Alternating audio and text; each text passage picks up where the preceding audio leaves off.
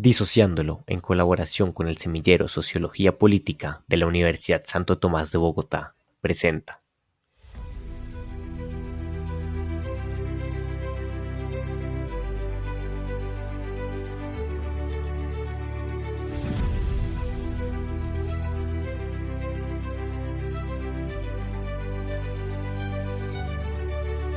La historia del movimiento obrero en Colombia es una historia de sangre, dignidad y persistencia.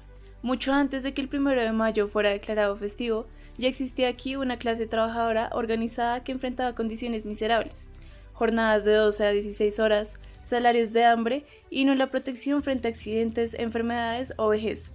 Desde comienzos del siglo XX, obreros en sectores como el ferrocarril, la minería, los textiles y el banano empezaron a levantar su voz contra la explotación de las élites nacionales y extranjeras. Uno de los hitos más dolorosos y determinantes fue la masacre de las bananeras. Ocurría en diciembre de 1928 en Ciénaga, Magdalena. Miles de trabajadores de la United Fruit Company, hoy Chiquita Brands, estaban en huelga pacífica, exigiendo cosas mínimas: pago en dinero y no en vales, jornadas de 8 horas, descanso dominical. El gobierno del presidente Miguel Abadía Méndez, en conveniencia con la embajada estadounidense, respondió con fuego. El ejército disparó sobre la multitud, dejando entre 100 y 2000 muertos, cifra que aún no se ha podido establecer con precisión. El eco de esta masacre cruzó todo el siglo, en el llanto de las viudas, en el canto de los campesinos y en las novelas de Gabriel García Márquez. Durante los años 30 y 40, con la aparición de partidos de izquierda y sindicatos fuertes como la Confederación de Trabajadores de Colombia y luego la Unión de Trabajadores de Colombia, el movimiento obrero tuvo cierto margen legal, pero seguía siendo duramente reprimido. En este periodo, las huelgas eran vistas como actos de sedición y los líderes sindicales eran perseguidos, encarcelados o asesinados. La Ley 83 de 1931, promovida por el gobierno liberal de Enrique Olaya Herrera, reconoció formalmente el derecho a la asociación sindical y la huelga, pero sus condiciones eran tan limitantes que pocas veces podía ejercerse plenamente. Luego, con la promulgación del Código Sustantivo del Trabajo en 1950, durante el régimen de Rojas Pinilla, se consolidó un cuerpo normativo moderno que reguló los derechos laborales. Sin embargo, también fortaleció el control del Estado sobre los conflictos laborales. La huelga fue regulada, de forma tan estricta que su ejercicio se convirtió en una ruta burocrática casi impracticable, y la represión, en muchos casos, fue la respuesta inmediata a cualquier protesta. La llegada del Frente Nacional, un pacto entre liberales y conservadores que excluyó a toda otra fuerza política, reforzó la marginación de las voces populares. Mientras se vendía al exterior una imagen de estabilidad institucional, en el interior del país se perseguía el movimiento sindical, se infiltraban organizaciones y se utilizaban decretos de estado de sitio para disolver asambleas obreras. En los años 70 y 80, el movimiento se radicalizó ante la represión y surgieron alianzas con sectores estudiantiles, campesinos e indígenas. También nació la Unión Sindical Obrera, central en la defensa de los derechos de los trabajadores petroleros. Sin embargo, la violencia no cesó. En los años 80 y 90, Colombia se convirtió en el país más peligroso del mundo para ejercer el sindicalismo. Según la Escuela Nacional Sindical, más de 3000 sindicalistas fueron asesinados entre 1986 y 2010, en su mayoría por grupos paramilitares, en complicidad con sectores empresariales y estatales. Las empresas transnacionales como Coca-Cola y Drummond han sido denunciadas en tribunales internacionales por su supuesta relación con crímenes contra sindicalistas. Pese a ello, el movimiento obrero resistió. Con la Constitución de 1991 se reconocieron los derechos de asociación y protesta, y el 1 de mayo se oficializó como día festivo. Pero aún hoy, la informalidad laboral, el acoso antisindical y los asesinatos selectivos tristemente siguen siendo parte de la realidad colombiana. Por eso, cada 1 de mayo no es solo una fecha en el calendario, es una jornada de memoria activa, es el eco de Ciénaga, de los mineros del Cerrejón, de los maestros marchando por sus estudiantes, de las mujeres que luchan por licencias dignas, de los recicladores que exigen ser reconocidos como trabajadores. El 1 de mayo nos explica así en este largo siglo de lucha, donde la dignidad no ha sido un regalo, sino una conquista. Esa es la historia que nos trajo hasta aquí, una lucha tejida con sacrificio, memoria y dignidad. Pero el 1 de mayo no vive solo en los libros ni en los archivos. Hoy en las calles de Bogotá esa historia sigue hablándose en presente. Lo que viene a continuación son voces recogidas en las calles de Bogotá este 1 de mayo del 2025. Gracias al trabajo del semillero Sociología Política de la Universidad Santo Tomás, escucharemos lo que piensan y sienten quienes marchan. Hola, buenos días. ¿Con quién nos encontramos? Con Andrés Felipe Salazar. ¿Cómo estás, Andrés? Muy bien, ¿y tú cómo vas? Bien, bien. Mi pregunta es muy concreta. En caso hipotético de que no pase la consulta popular, ¿qué sigue para los trabajadores de Colombia? Lo que ha sido históricamente la lucha. La lucha en las calles, con cultura, con educación, con procesos barriales. Así como en el paro del 2021, los jóvenes, los obreros, los campesinos, los indígenas, los camioneros y todo el pueblo colombiano estuvo en las calles peleándose esas reformas tan nefastas que nos querían imponer. Hoy, con unas reformas que sí, hay cosas que mirar y analizar, pero que devuelven los derechos a la clase obrera, toca estar en las calles. Así como lo hicieron en 1886 los trabajadores, que desde históricamente hoy lo celebramos como el Día del Trabajador, hoy, en el 2025, llamamos a la lucha desde la cultura, desde la educación. Yo soy profesor y como profesor enseño desde el amor, enseño desde la paz, pero lo más importante, desde la reflexión y desde la conciencia de clase. Por eso invito a todos que si no pasa la consulta, estemos en las calles, luchando y peleándonos, no nuestro futuro, sino el futuro de los que vienen atrás, porque eso es lo que necesitamos, un país digno, que verdaderamente se hable de igualdad, pero ante todo y primeramente con equidad. Vale, muchas gracias. Vale, Cuchito. Muy bien. Con Milciades Arias. Y es parte del sindicato de... Los sindicatos de trabajadores del Instituto de Desarrollo Urbano IDU de Bogotá. ¿Y cuáles pueden ser los objetivos que tiene el sindicato el día de hoy frente al 1 de mayo? Bueno, como todos sabemos, el 1 de mayo es una fecha como para que no nos olvidemos de lo que somos, que como trabajadores todo lo que se ha conseguido ha sido a través de la lucha, el sacrificio de mucha gente.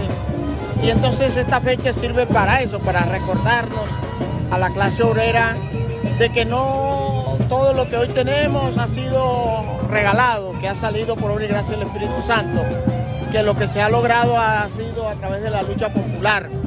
Y eso es lo que el 1 de mayo quiere mantener encendida, la lucha popular. ¿Y cuáles son las contribuciones que le puede dar este sindicato a la población? Bueno, uno en el trabajo sindical lo que propende es para que la gente no se olvide de lo que son, de que el hecho de que estén trabajando no quiere decir que ya tienen que desligarse de los demás problemas de la sociedad. Entonces es mantener a la gente en el foco social, que la sociedad no esté ajena al trabajador, que la involucre no solo en su trabajo, es el trabajo en la oficina, es el trabajo en la calle, con las comunidades, con los sectores, hablando de los derechos, de lo que tenemos que luchar, lo que nos han quitado, todo ese tipo de cosas. Ese es el papel de nosotros como sindicato a nivel general. Listo, muchas gracias y feliz día. Buenos días, Carlos Andrés. ¿Nos cuentas por favor quién eres tú? Buenos días, mi nombre es Carlos Andrés Alvarado, soy miembro de la Junta Directiva Nacional de un sindicato bancario que agrupa trabajadores de todos los bancos en el sector financiero en Colombia. Ok, y nos dices que eres parte de la USB. ¿Nos puedes comentar qué es la importancia que tiene la USB hoy 1 de mayo? Pues la USB, como les decía, es un sindicato bancario que reúne alrededor de 15 entidades financieras y la importancia que tienen hoy en general los sindicatos el 1 de mayo es apoyar y conmemorar el Día del Trabajador. Digamos que la importancia de esto es reivindicar los derechos laborales, recordar que las luchas de hace muchos siglos ha generado condiciones dignas de trabajo como pagar una prima, pagar salario digno y un horario de trabajo digno, que sea igual lo que trabajo con lo que gano. Muchas gracias. ¿Será que nos puedes comentar por favor los objetivos del sindicato el día de hoy o incluso pues en su historia? El objetivo de un sindicato como tal es agrupar trabajadores para unirse y mejorar, por un lado, las condiciones laborales, recoger mejores beneficios extralegales y poder proteger los derechos fundamentales que tienen los trabajadores en Colombia bajo el Código Sustantivo del Trabajo, bajo los tratados internacionales de la OIT, y tratar de arremetir un poco esas políticas a veces que son muy agresivas de los empresarios, que denigran y bajan las condiciones laborales de los trabajadores. Muchas gracias. ¿Será que nos podrías, para finalizar acá tu entrevista, el eslogan de la USB? El eslogan de nuestra organización sindical, las siglas son USB, de memoria, y la sigla es Unión Sindical Bancaria USB. Muchas gracias, Carlos Andrés. Feliz día y feliz 1 de mayo. Muchas gracias a ustedes por hacer este trabajo tan importante hoy, festivo, que a veces lo usamos para otras cosas, y qué bueno salir a las calles a apoyar y conmemorar las luchas que han hecho personas que hoy ya ni siquiera existen en este plano. Nos Entonces, encontramos muchas con gracias. José Fernández. Bueno, ¿cómo estás, José? Muy bien, muy bien. Bien, bien, me alegra mucho. Mira, la primera pregunta es, en caso tal de que la reforma, la consulta popular no pase, ¿qué se espera para el futuro de los colombianos y de los trabajadores colombianos? ¿Cuál es el futuro? Pues obviamente van a seguir las mismas condiciones laborales con las que tenemos hoy en día, las mismas precariedades que nos están cumpliendo, las mismas injusticias para las personas que están con OPS, ¿sí? Prestación de servicios, va a seguir lo mismo. Ahí la cuestión es la siguiente, ¿cómo se van a organizar las personas para defender esa consulta popular, esas preguntas, o luchar por lo que no fueron esas preguntas si lo pasas, ¿no? Entonces, ¿cómo se van a organizar? Por medio de sindicatos, organizaciones barriales, ¿sí? Partidos. Votar por otro gobierno que trate de llevar esta línea continuista de desarrollar estas reformas sociales, ¿sí? Ahí está la pregunta de qué es lo que va a hacer, cómo se van a organizar, ¿sí? La cuestión es organizarse, porque si la gente no se organiza, va a quedar esto como en una cuestión momentánea, sucedió en cierto momento esto y no hay ningún avance para la clase trabajadora. Ok, y la siguiente pregunta es, ¿cuál es el papel de la ¿crees que la juventud está politizada para hacerse partícipe y protagonista de luchas políticas? Sí, claro, obviamente la juventud juega un papel fundamental en las luchas políticas y hay que ver también quiénes las están instrumentalizando y quiénes no, ¿sí? O sea, la cuestión ahí es que las organizaciones sociales comiencen a aprovechar ese factor de juventud, ¿sí? Para también politizarlos a ellos, porque si bien hay una polarización en el país, hay una politización, esa politización está atomizada, ¿sí? Se encuentra atomizada y no está organizada. Y ahí hay un gran problema, porque cuando las cuestiones se encuentran organizadas y atomizadas, pues no hay una forma tampoco efectiva de lucha, ¿no? Hay que organizarse, hay que conmoverse y hay que hacerle para adelante. Vale, muchísimas gracias. Comunicar un poco de historia sobre los aportes que tiene el PSC acá en la manifestación del 1 de mayo. Buenas tardes. Buenas tardes, compañeros, ¿cómo están? Gracias por la entrevista, ¿no?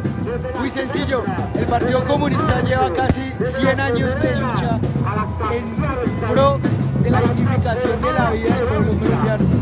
Hoy es un 1 de mayo más, pero con la particularidad de que ya no es una lucha únicamente del Partido Comunista, sino de muchas expresiones de la organización social que, configuradas en el pacto histórico, empezamos a ver un programa estratégico que nos lleve al camino de la transformación del país. Hoy, este 1 de mayo, se van a redactar las preguntas de la consulta popular que nos van a llevar a decirle al Congreso de la República que el poder político tiene que ser del pueblo y las decisiones tienen que ser del pueblo.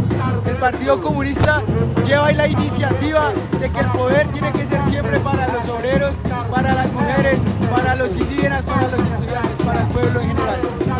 Muchas gracias. ¿Me puedes repetir tu nombre, por favor? Mi nombre es David Reyes. Muchas gracias. Listo. Hola, ¿cómo estás? Bueno, primero, ¿tú piensas que las propuestas presentadas en el proyecto de la reforma representan las necesidades de la juventud trabajadora?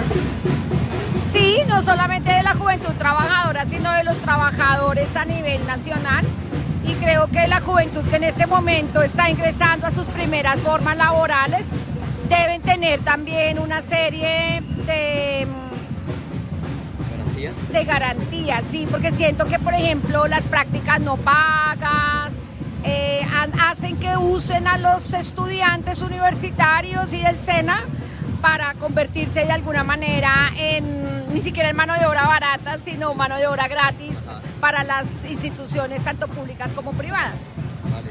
Y en ese sentido, ¿tú crees que la juventud está politizada para hacerse partícipe o protagonista de estas luchas políticas? Yo creo que la juventud no está politizada como ninguno de nosotros está politizado, y la única forma de politizarse es haciéndose parte de los procesos de discusión, de movilización que existen en diferentes partes del país. Bueno, buenas tardes, compa. ¿Cómo vamos? Buenas tardes. Breve, gracias. Bueno, primero la primera pregunta es que si piensas que las propuestas presentadas por el gobierno en la reforma laboral representan las necesidades de la juventud trabajadora.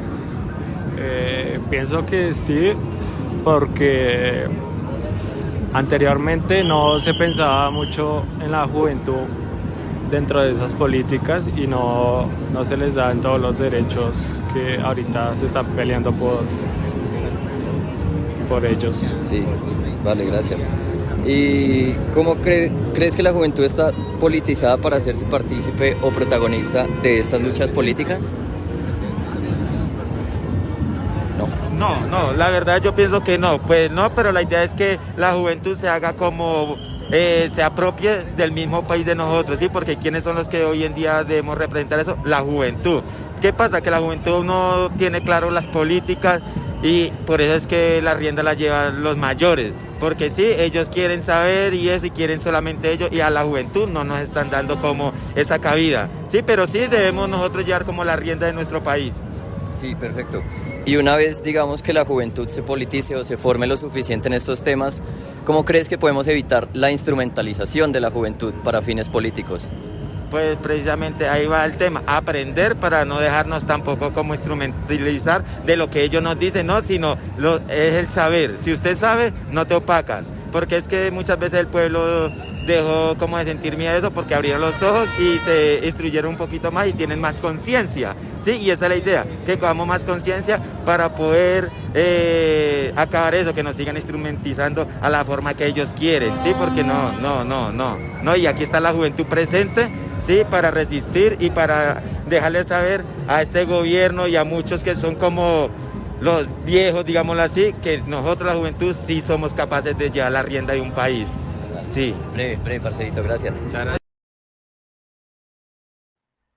Las voces que acabamos de escuchar no son solo testimonios, son fragmentos vivos de una historia que se sigue escribiendo. El 1 de mayo en Colombia no es una fecha muerta ni una rutina, es una memoria colectiva que se renueva en cada paso, en cada consigna, en cada lucha por la dignidad.